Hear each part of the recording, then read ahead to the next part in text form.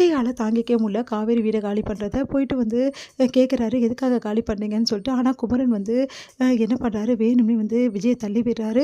அடுத்து விஜய் மேலே கையோ வைக்கிறாரு. அதனால செமையாக டென்ஷன் ஆகி விஜய் வந்து குமரன் மேலே கை வைக்கிறாரு. 2 பேருமே அடிச்சுக்கிறத பார்த்துட்டு அப்படியே வந்து எல்லாருமே டென்ஷன் ஆயிடுறாங்க. என்ன பண்ணுறதுன்னு தெரியாமல் அப்போ நிவின் வந்து அவங்கள விலக்கி விடுறாரு. இந்த சூழ்நிலை விஜய் வந்து இங்கே பாருங்கள், நீங்கள் பண்ணுறதுலாம் கொஞ்சம் கூட சரியில்லை. காவேரி வந்து ஏன் பொண்டாட்டிங்க நீங்கள் ஏன் கூட்டின்னு போகிறீங்க அப்படின்னு சொல்லிட்டு கேட்டுட்ருக்காரு. அவள் சொல்லலையே என் புருஷன் சொல்லிட்டு அப்படி சொல்ல சொல்லு காவேரி சொல்லு, நான் யாருன்னு சொல்லு காவேரி, உங்களை கேட்குறாங்கல்ல அப்படி சொல்லிட்டு விஜய் வந்து கதறி வந்து கேட்குறாரு. அதை கேட்டு காவேரி அமைதியாகவே இருக்காங்க. அவங்களால எதுவுமே சொல்ல முடியல.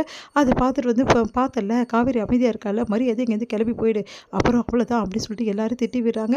வேறு வழி இல்லாமல் விஜயும் அங்கேருந்து வராரு. விஜய் வந்து மனசு கஷ்டத்தோடு இங்கே இருக்காரு. தாத்தா பாட்டி எல்லாருமே மனசு கஷ்டத்தோடு இருக்காங்க. இதையெல்லாம் பார்த்து ராகினிக்கு சந்தோஷம் தாங்க முடியல. அவ்வளோ சந்தோஷப்படுறாங்க. அப்பா இதைத்தானே எதிர்பார்த்தோம், விஜயும் காவேரியும் பிரிஞ்சுட்டாங்க, இதுக்கப்புறம் ஒன்றா சேர வாய்ப்பே இல்லை, ஏன்னா அவங்க காலி பண்ணிட்டு போயிட போகிறாங்க அப்படி சொல்லிட்டு ரொம்ப சந்தோஷமாயிடுறாங்க.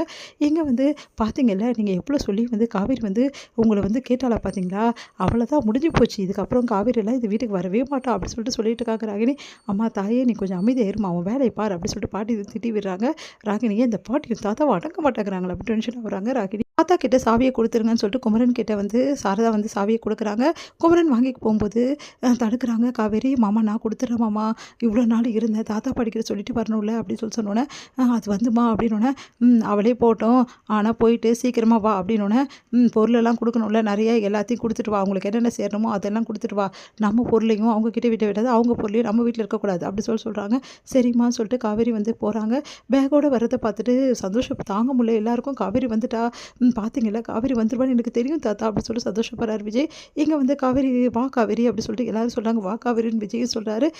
எனக்கு தெரியும் காவேரி நீ வந்துடுவேன், நான் ஒன்றும் அதுக்காக வரல, நான் சாவி கொடுத்துட்டு போக தான் வந்தேன் அப்படின்னு ஒன்று அதிர்ச்சி அடைகிறாங்க எல்லாரும். என்னம்மா சொல்கிற, ஏமா காவேரி இந்த மாதிரி முடிவு பண்ணுற அப்படி சொல்லிட்டு தாத்தா பாட்டியெல்லாம் கேட்குறாங்க.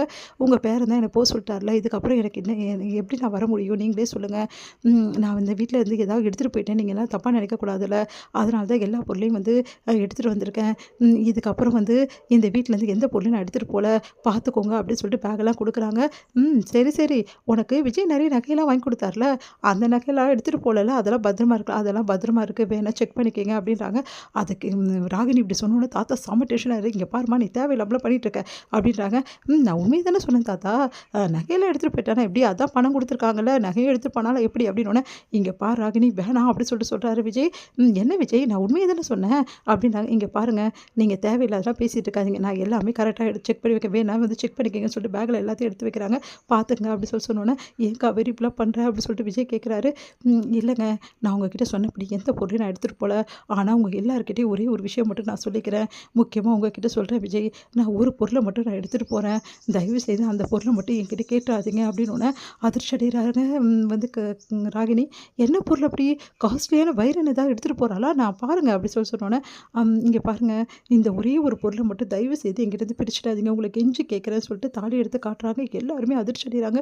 என்னம்மா நீ இப்படி பண்ணுற அப்படி சொல்லிட்டு பாட்டி சொல்கிறாங்க.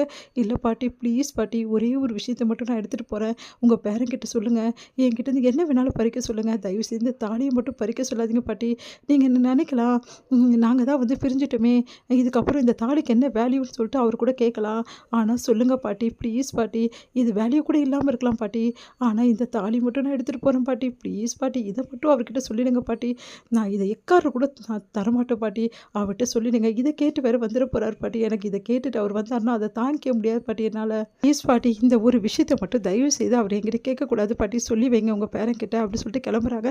காவேரி ப்ளீஸ் காவேரி இப்பெல்லாம் பேசாத காவேரி, காவேரி நான் சொல்கிறத கேளு காவேரின்னு சொல்லிட்டு விஜய் பின்னாடியே வராரு. காவேரி வந்து ப்ளீஸ் தயவு செய்து எதுவுமே பேசிக்க வேணாம், எல்லாம் முடிஞ்சு போச்சு அப்படி சொல்லிட்டு குட் பை அப்படி சொல்லிட்டு காவேரி போகிறாங்க. அதிர்ச்சி அடைகிறாங்க.